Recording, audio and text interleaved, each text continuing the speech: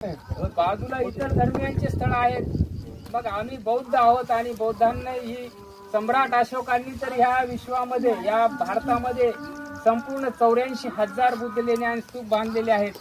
मग आम्हालाही या ठिकाणी तथागताचा धर्माचा प्रचार आणि प्रसार करण्यासाठी या ठिकाणी जागा मिळावी हा आपला अट्टहास तेव्हापासून होता आणि आता तो पूर्णत्वाच्या मार्गाला लागलेला आहे। इथून पुढे आपल्याला आणखी संघर्ष करून या ठिकाणी कशी एक भव्य वास्तू उभारता येईल यासाठी सर्वांना प्रत्येकानं एकमेकाचे जे काही भेदाभेद आहेत, एकमेकाचे काही दुरावे आहेत ते बाजूला सारून या ठिकाणी हे धम्माचं कार्य आपण केलं पाहिजे।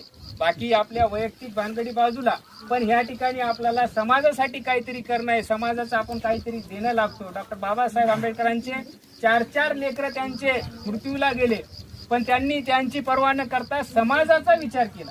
समाजाला कसं मला चांगलं करता येईल, समाजाचा कसं मला भलं करता येईल, समाज हा चांगल्या विकासाच्या मार्गावर कसा आरूढ झाला पाहिजे आणि त्यांचा जो काही छळ होत आहे त्यांचा छळ हा बौद्ध धम्मामध्ये गेल्यानं त्यांचं नामकरण त्या ठिकाणी नवीन त्यांचा जन्म या ठिकाणी आजच्या दिवशी झालेला आहे।